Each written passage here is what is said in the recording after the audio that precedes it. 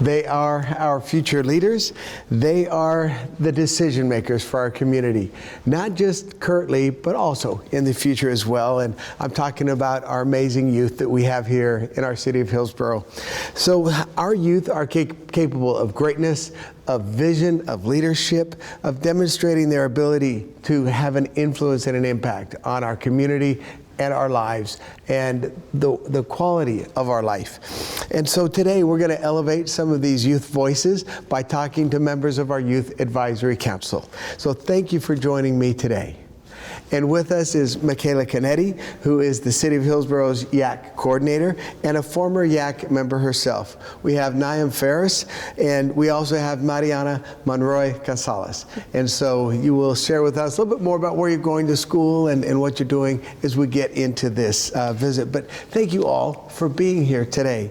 And so, Michaela, I want to acknowledge that not everyone knows about the Hillsboro Youth Advisory Council and what it is and what it does. And so tell us about YAC, tell us how it came to be in Hillsboro. Yeah, definitely, Mayor. Well, thank you again for having us here today. So the Hillsboro Youth Advisory Council, also known as YAC, is essentially an opportunity for students in high school to get involved with local government. It was founded around 2006, 2007 as the Mayor's Youth Advisory Council, but it is now the Hillsboro Youth Advisory Council to show the commitment that the city has for youth in our community. And it first started out kind of as a volunteer-based organization. When I was in high school, I graduated in 2017 from Century High School, go Jags. It was, very volunteer-based. We participated in volunteer opportunities like holidays, Hillsboro Do or Day, but since 2017, it has kind of shifted a little bit to more of a policy-based organization for young people to have their voice again in government. So now we are, YAC was really known for the 2017 plastic bag ban that had happened. And one of its commitments in YAC is environmentalism. So that's one of the pillars that, that YAC has. And this initiative was so successful that I actually ended up going up to a state level, to which the current governor at the time, Kate Brown, had signed into an ordinance, so restricting the single-use plastic bag use. So with that, again, shifting into a policy-based organization, YAC now has various subcommittees that the students have developed to focus on key areas that they feel passionate about. So as of right now, we have about 4. We have DEI, diversity, equity, inclusion, climate resilience and sustainability, youth welfare, and youth houselessness. The students have the opportunity to change it every single year and focus on initiatives, as well as now doing a volunteer or volunteer event for the YAC students and or community. And so lots to do in YAC. I think the big hook, which I'm sure we'll talk about it in a little bit here, is the National League of Cities Conference that the YAC students attend as youth delegates. And so that's something that we do every single year, except for the time in COVID, unfortunately, but we got to go again this year, which was really fun. So in short, that is YAC. There's a lot that goes into it, and I'm really excited for the YAC students to talk about that today. So thank you, Mayor. Thank you. So, for those who are wondering then, is it kind of a social club, or, what all do you do? What's the balance for making friends and making an impact? Yeah, so I would definitely say, this is definitely a platform to make friends, but we're also just each other's allies. We support each other in everything that we do, but we also hold each other responsible to see our job through. And, at the beginning of the year when we're coming up with these subcommittees, we all have different opinions as to what is a priority. And when we sit down, we really just condense and talk about everyone's different opinions and just come up with one solution, or at least know that we're going to compromise until we find a solution. And from then on, when we talk about these things, we get into it pretty in depth, and we never think about it as, we're arguing with each other. We're just having a playful debate. But in doing so, we're building these bonds that are going to last a very long time for us. These friendships are really just a team. We're building a team that is just one unity, coming up with different solutions for different things. And so as much as we do play and you joke around, we also get things done. And I would say I don't usually see different people as, oh, this person's just my friend and this person's just, we are always consistently making each other better. So. Very good. Very good. And then I saw you give a little fist pump when Michaela said Century, and so that's where you're going to school. Yes, I'm going to Century High School. Very good. Thank you. I'm doing PCC or early college. I think that talking about social aspect, there's definitely a big aspect of that in YAC. We do a lot of networking. We had a youth summit with other YACs around the state of Oregon back in February. We also did a lot of networking at the National League of Cities conference that I'm sure we're going to talk about. It's part of YAC because we're a council instead of just one person advising. We got to come with consensus and learn about new ideas and see what connective fiber there is between different members, and it's a really fun time. Great people, yeah. Good. Well, Michaela, so as a YAC alum, Yes. Okay, how has YAC impacted or influenced your life? Yeah, definitely, Mayor. Well, I'm very happy to say that because of YAC, I am the policy analyst for the city of Hillsboro. Prior to my role here, in high school, actually, I was looking at a career in biomedical science, which is, I'm not a doctor, so clearly it's kind of impacted me in a way positively for my career. In terms of just my career, it was because of YAC that allowed me to kind of rethink of what I want to do the rest of my life. It's commitment to service, it's the city's support, it's the change that we are able to do as youth that really enabled me to look at a career in local government. And I'm not stopping in local government. I hope to one day do international, but it was the city of Hillsboro that allowed me to see kind of this new opportunity for me.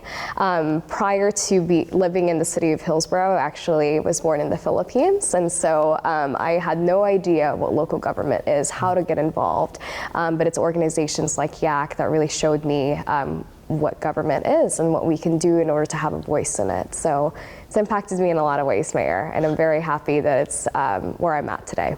Well, we are too. And I will just tell you personally, it's fun to see and very gratifying to see, one of our former YAC members back, is the advisor. Yes, come full circle. Absolutely, absolutely. So, for the three of you, at some point there's a decision when you decide that you're, going to commit to YAC, apply for YAC. And so what was it that inspired you to, get involved in this way? So for me, I learned about it from a teacher that I had freshman year. And then I was always interested in policy, but more on a national level. Once I actually got into YAC, I started learning how important local issues are and state issues are. And that's really what keeps me going, learning that what I'm passionate about before can really be carried out in this way. It's carried out in my subcommittee. There's subcommittees in YAC. I'm on an environmental subcommittee.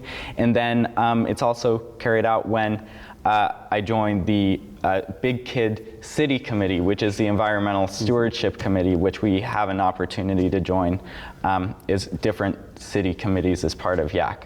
So that gets me really excited. Good.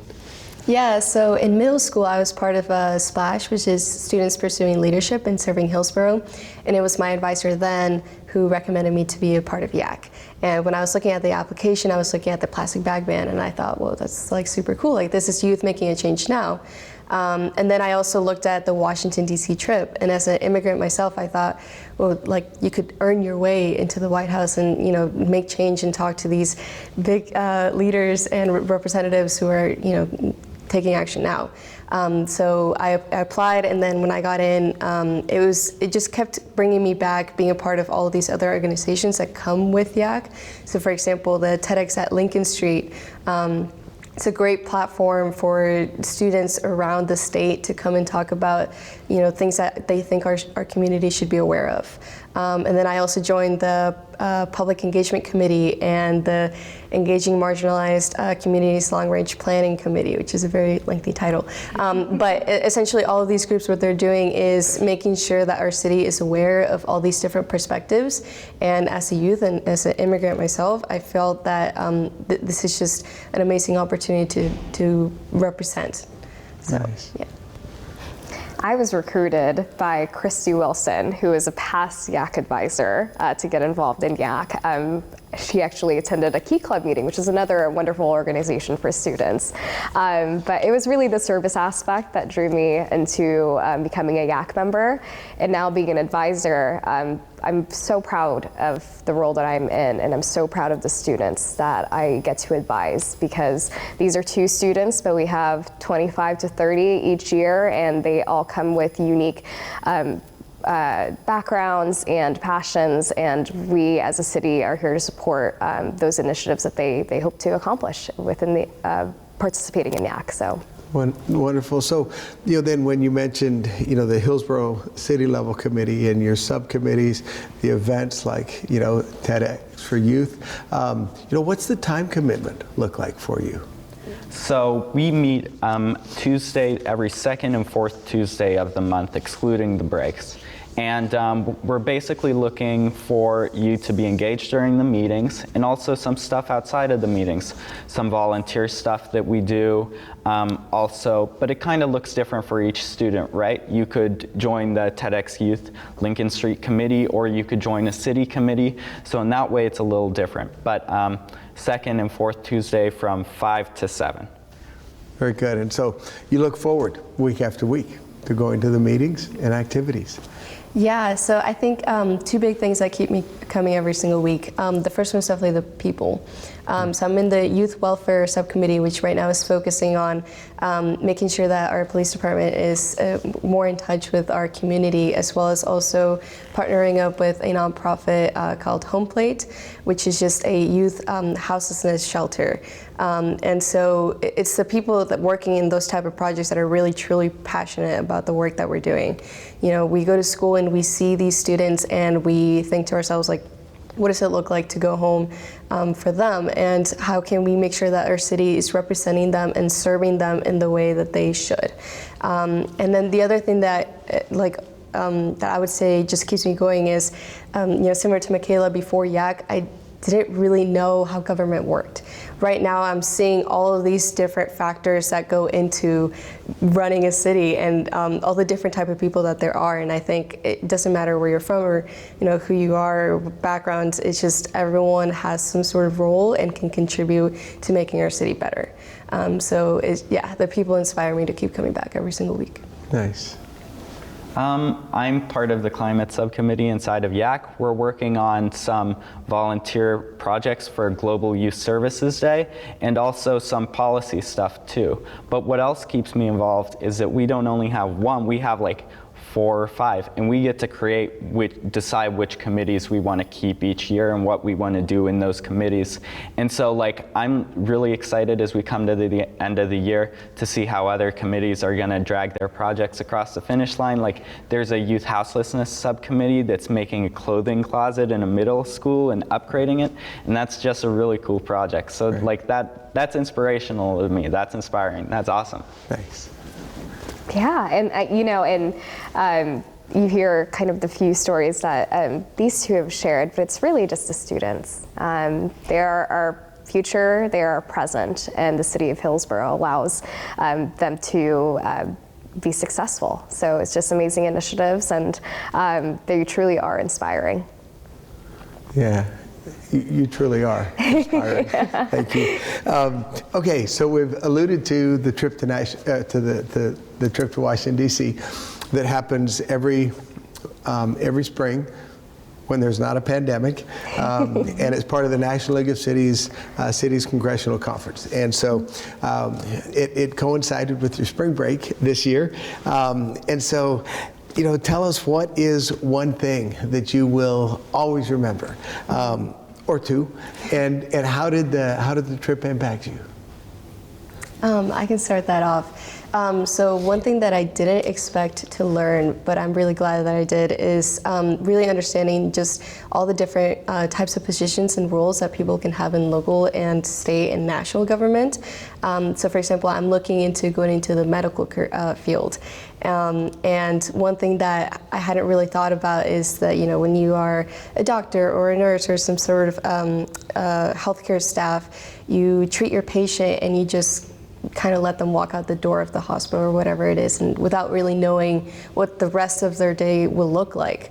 And from the city perspective, you know, we should all be making sure that all our citizens have equitable and accessible access to healthcare. And so I started to see the relation between healthcare and local city government and how those two should come together more. And so for me, it was really eye-opening to see, you know, I could do more than just be a medical professional. I could also be a medical policy analyst or, you know, something like that. So it kind of opened my eye to seeing the new types of careers and options for me in the future. And then one thing that really stuck out to me was, in addition to all the meetings and things that we were going to, we also went to a couple of museums. And for me, the Holocaust Museum was very, very powerful. It was a moment in my life where I felt like I was in history. And from it, I learned that, you know, if we don't pay attention to the mistakes that we've done in our past, we're just bound to repeat them. And so looking at like the parallels between what happened in the Holocaust and kind of, you know, little things that we see now in modern life, it really took me back a little bit.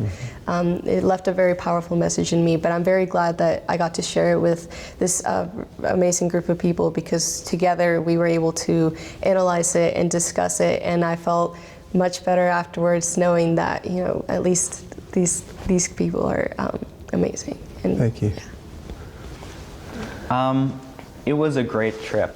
It's kind of crazy because, like, growing up, like, you see like mayors, but they're usually talking at you, and then you're at this conference and you're sitting like across from 3 different mayors, and it's like, whoa, okay. But Kind of frightening, isn't it? Yeah. Not frightening, exciting. Like seeing how different cities, we learned about Hillsboro, of course, but seeing how Lake Oswego or Cambridge or Redmond deal with different issues. Like we went to this ARPA workshop thing, which is the American Rescue Plan Act funding. And each city was having different struggles or different debates about how to use the money. And it was just interesting seeing and maybe taking some lessons home for YAC, what we could do with that. Same thing with a DOT meeting that I went to, and we learned about how different cities like New York are dealing with transit funding, and like, oh wow, that's a good idea. Maybe I should bring that back with me, you know? Stuff like that. It's really cool. Very nice. Yeah. And it's been, you know, the National League of Cities conference, the City Congressional one, is really amazing because we do have the opportunity to take youth delegates with us. And as youth delegates, they represent the city, they represent the community, they represent their schools, and they represent themselves. And so providing this opportunity for youth delegates to be at, you know, the nation's capital to learn about what's going on in the U.S. and different communities, as Naim had indicated, is a really incredible opportunity. Not to mention that during the general sessions, we met some really wonderful people, and we heard them speak. So for example, Dr. Jill Biden, we got to listen to her, which is incredible. These are opportunities that you won't get unless you are a part of YAC. In years past, we've listened to Obama speak. YAC has met Cory Booker, senators, representatives, that kind of thing. What really stood out to me in this conference, and the conference as a whole in the years past that YAC has attended, is Hill Day. And so in attending the National League of Cities, the youth delegates do have the opportunity to speak to representatives and senators and essentially lobby as youth and talk about the things that are important to them. And so, you know, this conference is incredible. And Mayor, we always love it when you come and join us for activities during the conference as well. So it's definitely a fun time when we go. Good. Well, and certainly you mentioned, you know, Capitol Day on the Hill. watching you all and all of the youth councils that were there, a part of it, you'll be able to ask questions unfiltered, real time, of the representatives and senators, that came, is always very, very powerful. Mm-hmm. And I think what's always fascinating too is they would much rather hear from the youth than the adults, and understandably so. So, Michaela, this is your second time there, mm-hmm. and so I want to ask the two of you, if you had another trip to go back, is there something you would make sure you do again, or is there a memorial you'd make sure you visit, or did you have a favorite memorial? You mentioned you mentioned, of course, the Holocaust Museum, and I don't know if you were able to get to the Museum of African American History, yeah. Which again is just, I think I've been there 3 times and I have yet to make it all the way mm-hmm. through. So I don't know. What's next if you go back again, or what's a memory of a monument or a museum maybe that you went to? I was going to jump to the National African American History Museum. The Holocaust Museum was really powerful. It was.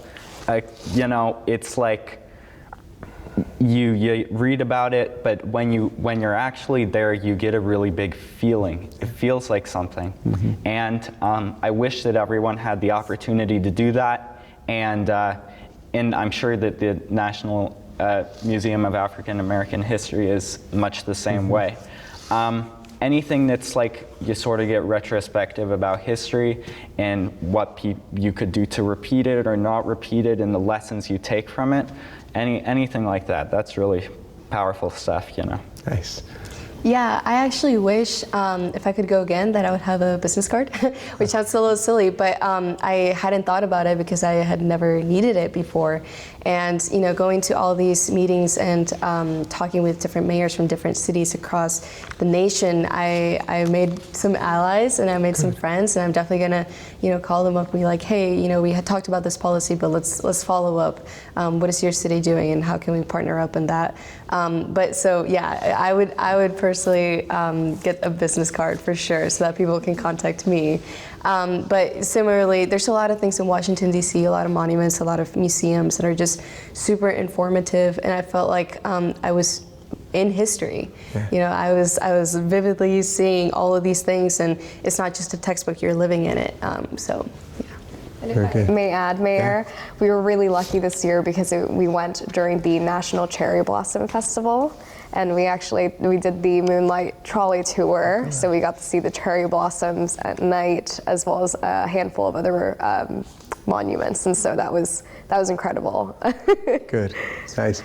So, and my gratitude to your freshman teacher, to your middle school advisor, to Christy, who all encouraged you, to look at YAC, but what else was it that inspired you? I know that you've mentioned the single-use plastic bag ban, but was there anything else that kind of inspired and motivated you, to apply and then to stick with YAC? I think another aspect of it was just working on professionalism. Through YAC, I have learned how to write resumes. I've learned how to sit in interviews and just how to position myself in a more professional setting to be more successful. And that is something that I didn't necessarily expect to learn from YAC, but I'm very glad that I did. And so if I were to reconsider like going back to my freshman year applying and such, I would definitely say regardless of what you do the rest of your life, you are going to need these professional skills, and being a part of YAC is going to help you learn how to communicate with others, how to compose yourself, and how to be just more successful with people. So nice. I feel like what's kept me going and inspired me to apply is really like the aspect of the difference between just looking at an issue and doing something about it. Because before YAC, I was really spending a lot of time like reading articles about different things, getting fired up, but not really doing anything. And then like you join YAC and you learn the tools and you learn, wow, I can have impact and I can advocate for what I believe in. And that's powerful and a lot less frustrating than just reading about stuff, let me tell you. Yeah. Yeah. Well, okay, so you've mentioned your growing awareness then of how local government works, and that it's not just federal or state. And so do you find that with your growth and your engagement, your involvement, that your parents are more involved and aware, at the local level as well? Yeah, I would speak for myself and my parents. We immigrated to this country about 10 years ago, and so a lot of things are new to us. And when I started getting more involved with YAC, I would go home and I would tell my parents, hey, did you know that our city councilors are working on this, that this is their priority for this year? This is what our city's doing. You might see some changes around the city in the coming months, and all of those things, not just to my parents, but also to my friends. We're just like, whoa, I had no idea. And informing them about it and telling them about it also in a way made them more interested in being involved. And so, like my parents have started attending some city council meetings and just sitting in and just listening to what's going on, because they've realized that, this isn't just one person can go into politics and one type of person can do it. It's everybody can do it, and everybody should in some way, shape or form have a say in what's happening. So I would definitely say I've helped my parents and my family and my friends stay engaged. Nice. Naim, same thing with your folks? Yeah, pretty much same story. Nice, good. Well, is there anything else you would say to somebody who's watching and maybe they are in high school or approaching high school, maybe they have kids in high school? You've just given so many wonderful reasons why kids, young adults, if you will, should be involved. Anything else that you would say to somebody watching, about why they should be a part of YAC? I could say it may seem scary, the way that we're talking about it. This seems like it is a big deal, and it's definitely scary, but I would say just go for it. Just try it. Good. And if you don't get in the first year, try again the next year. This is really an opportunity for everyone, regardless of what your career interests are. This is going to help you just become a better team member, team player, a better speaker and communicator. It's going to help you develop your ideas, and like Naim was saying, this is us turning our thoughts into words and our words into action. And that is a skill that you're going to need the rest of your life, so just go for it. Nice. I think I would encourage people, even if they're not into policy, to do it also. This stuff, for youth and in this program is really important, no matter what you go into, medical, whatever. It's learning how government impacts you. We're all sort of in the same boat, and we're all going to be voting and have an impact whether we like it or not. And so even if you're not going to become president next tomorrow, join. Give it a shot. Very good. And Michaela, what would you say? And by the way, how many kids are there in our Youth Advisory Council? Yeah, so there's 25 to 30 each and every year.